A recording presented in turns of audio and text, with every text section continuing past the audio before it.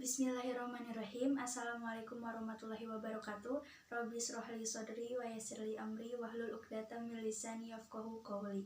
Perkenalkan, nama saya Nenghani Hafita dengan nomor NPM 10121058 dari C4 Manajemen. Di sini saya akan menjelaskan materi tentang Ma'rifatur Rasul untuk memenuhi tugas evaluasi tengah semester mata kuliah Pendidikan Agama. Materi pertama dari Ma'rifatur Rasul adalah Hajatul Insan ila Rasul atau kebutuhan manusia kepada Rasul. Manusia atau al-insan ini adalah makhluk ciptaan Allah yang diberikan keistimewaan dan keutamaan dibandingkan dengan makhluk Allah lainnya. Di antara kelebihan manusia itu adalah diberikannya fitrah. Nah, fitrah yang ada pada manusia itu dapat menilai baik buruknya tingkah laku masyarakat atau tingkah laku diri pribadi. Fitrah itu dimiliki oleh manusia semenjak manusia dilahirkan ke muka bumi. Namun, seiring dengan berjalannya waktu, akan adanya perubahan fungsi dan peranan fitrah karena faktor lingkungan juga termasuk pengaruh dari ibu bapanya. Karena dijelaskan dalam salah satu hadis bahwa setiap anak itu dilahirkan di atas fitrah. Kemudian ibu bapanya yang menjadikan anak tersebut Yahudi, Nasrani, ataupun Majusi. Sebagai manusia, kita harus meyakini akan adanya keberadaan Sang Pencipta, Wujudul Khaliq. Allah ini adalah sebagai Tuhan yang menciptakan alam semesta.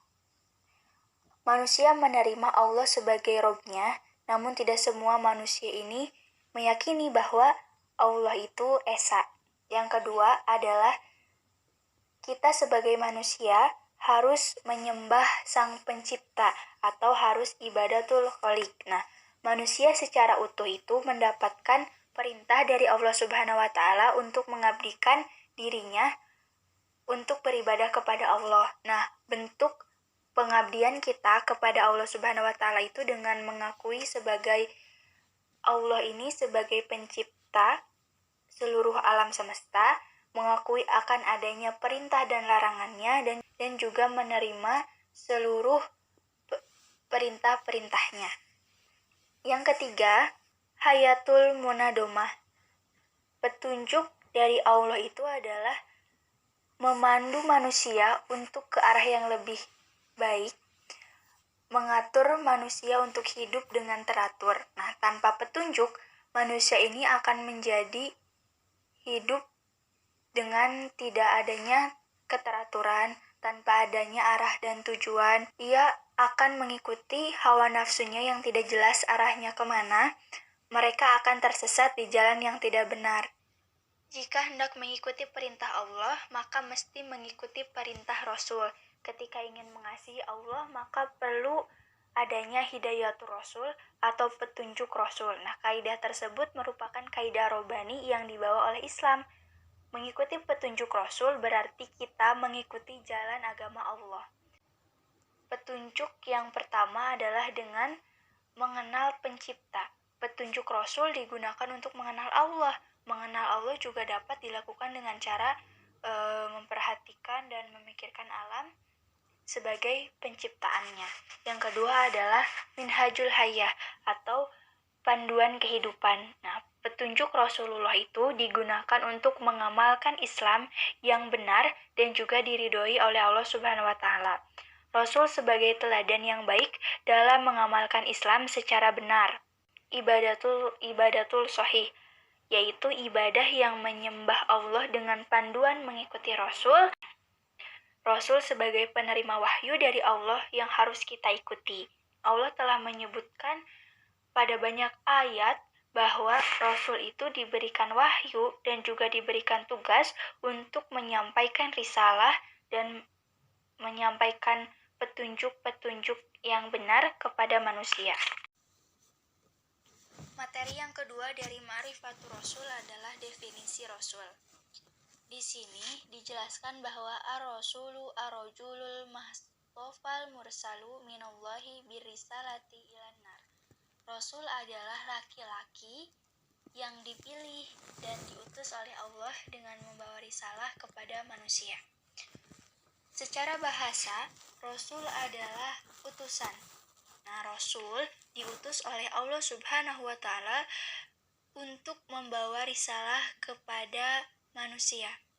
Dijelaskan dalam Quran surat Al-Maidah ayat 67, yaitu, "Hai Rasul, sampaikanlah apa yang diturunkan kepadamu dari Tuhanmu, dan jika tidak kamu kerjakan apa yang diperintahkan itu, berarti kamu tidak menyampaikan amanatnya.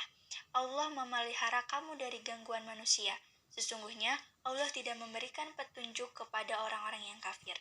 Yang kedua, Rasul diutus ke muka bumi sebagai teladan atau qudwah, contoh bagi manusia yang melaksanakan risalahnya. Dijelaskan dalam Quran surat Al-Ahzab ayat 21, "Sesungguhnya telah ada pada diri Rasulullah itu suri tauladan yang baik bagimu, yaitu bagi orang yang mengharap rahmat Allah dan kedatangan hari kiamat, dan dia banyak menyebut Allah."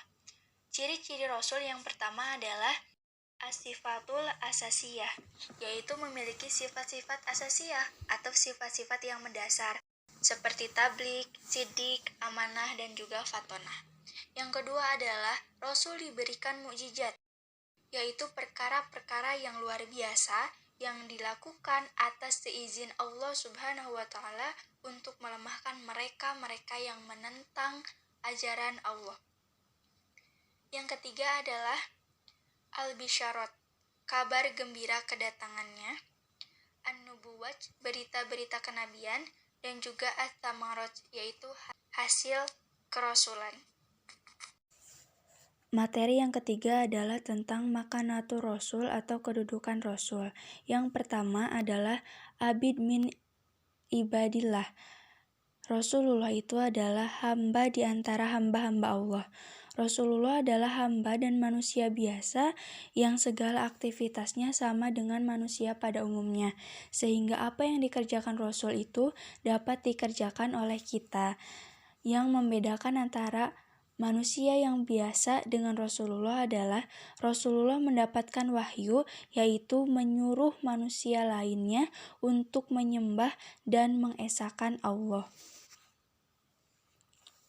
Rasulullah itu adalah manusia atau insan biasa yang digambarkan makan, minum, pergi ke pasar, sebagai seorang suami dan juga bapa dari anak-anaknya. Rasulullah memiliki keturunan yang sangat luar biasa. Rasulullah berasal dari kaum Quraisy, bapaknya bernama Abdullah dan ibunya bernama Siti Aminah. Beliau mempunyai keluarga dan keturunan yang jelas, begitupun tentang sejarah kelahiran dan asal-usulnya.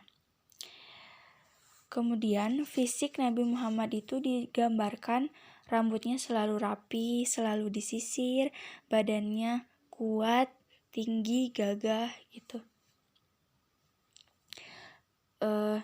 Dari sirah nabawiyah dapat disimpulkan bahwa Nabi adalah hamba Allah yang menjalankan aktivitas sebagaimana manusia biasa.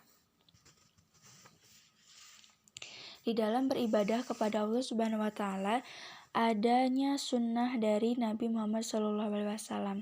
Dari segi bahasa, sunnah itu berarti jalan. Nah, maksud sunnah Nabi adalah segala sesuatu yang disebutkan dan diamalkan oleh Nabi Muhammad. Sunnah Nabi bernilai syar'i dan perlu untuk mengikutinya.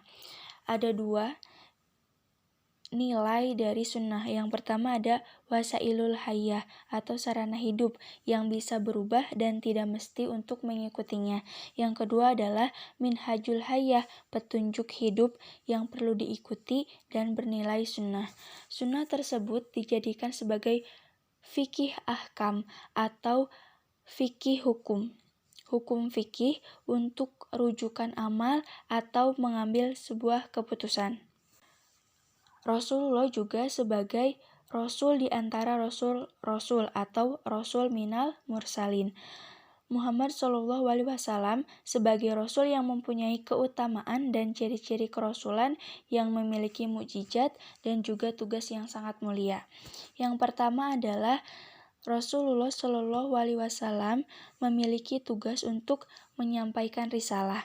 Nah, pembeda antara Rasul dengan manusia lainnya adalah Rasul membawa manusia untuk mengabdi kepada Allah, menyampaikan misi Islam, dan memberikan contoh yang baik.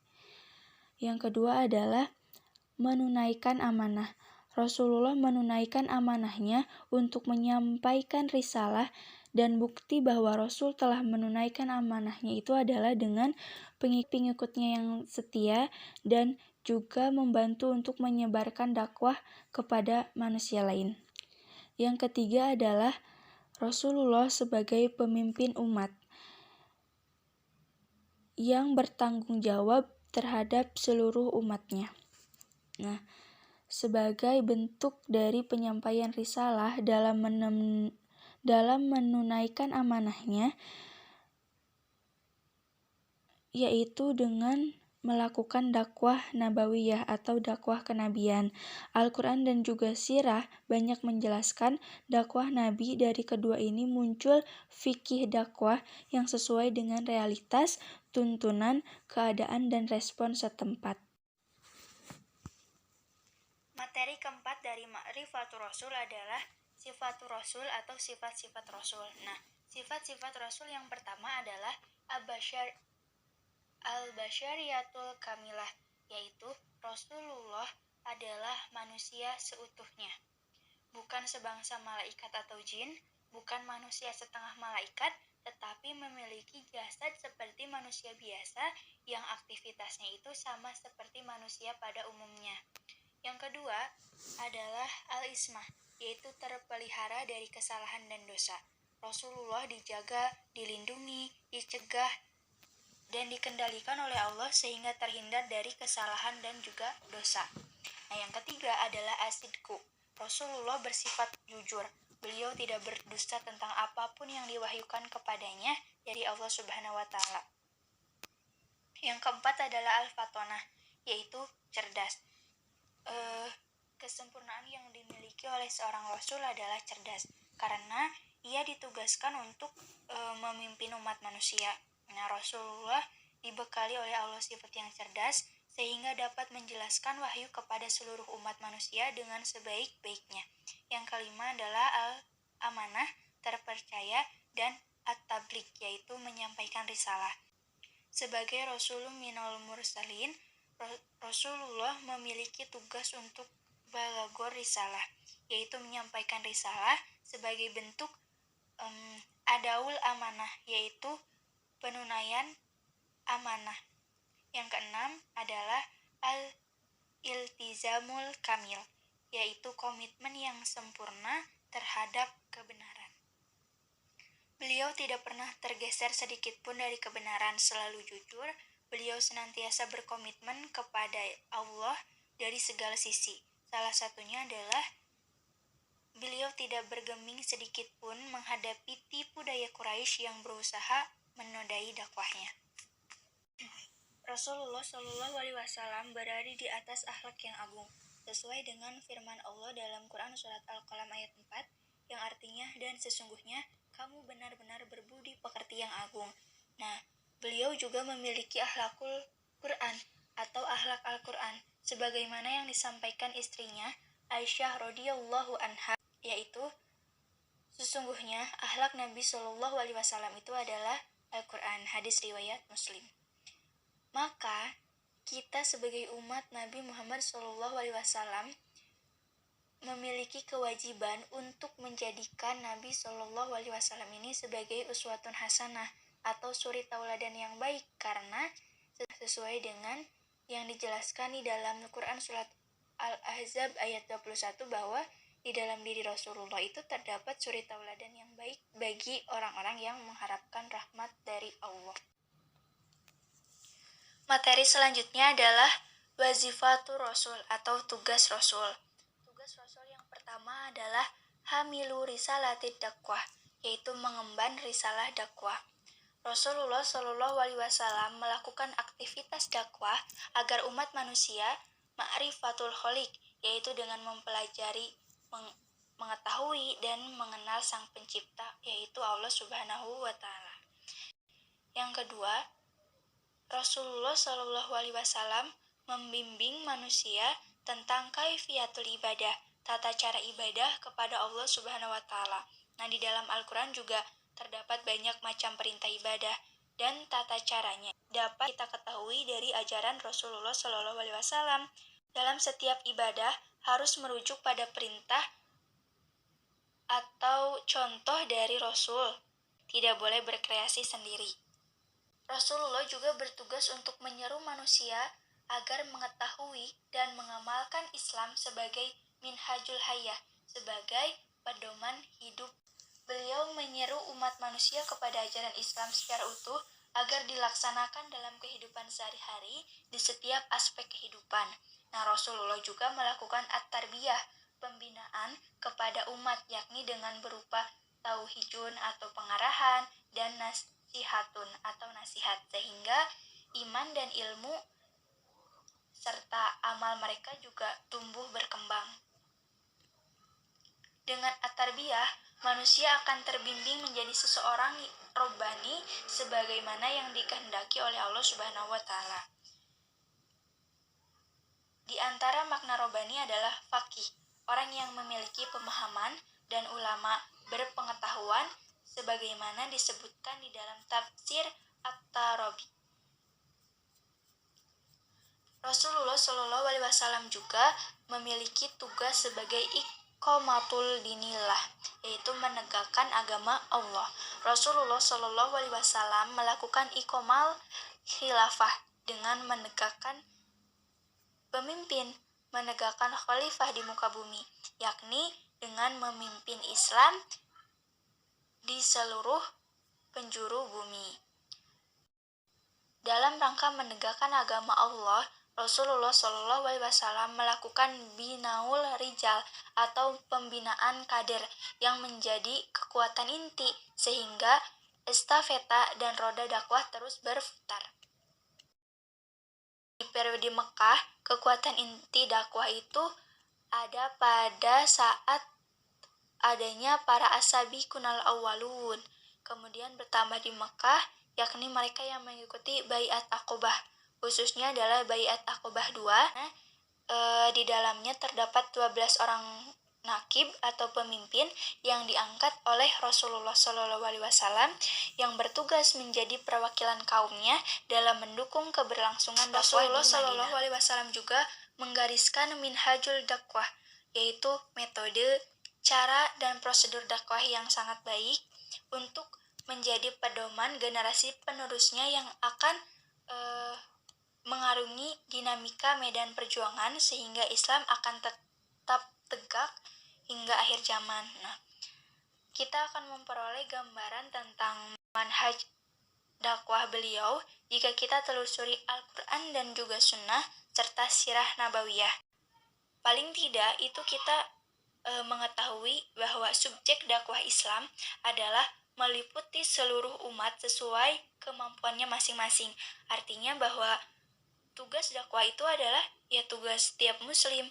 Meskipun begitu, Allah Subhanahu wa taala ini memerintahkan agar ada satu kelompok secara khusus yang melaksanakan tugas ini di tengah-tengah manusia. Nah, objek dakwah Islam adalah seluruh umat manusia tanpa terkecuali, dan materi dakwah atau maudhu yang disampaikan kepada umat Islam itu yang paling utama adalah materi akidah atau tauhid dan juga materi tentang ibadah. Strategi yang pernah Rasulullah SAW lakukan dalam berdakwah adalah yang pertama dengan metode dakwah sirriyah atau sembunyi-sembunyi. Yang kedua adalah memanfaatkan perlindungan Abu Thalib ketika melaksanakan dakwah jahriyah atau terang-terangan. Metode pembinaan umat secara sembunyi-sembunyi di rumah Arqam bin Abil Aqram. Dan yang keempat adalah dengan memerintahkan pengikutnya hijrah ke Habasyah, Ethiopia. Sekian materi yang bisa saya jelaskan. Mohon maaf bila ada kesalahan dalam pengucapan kata-kata ataupun kesalahan dalam menerangkan materi. Terima kasih. Wassalamualaikum warahmatullahi wabarakatuh.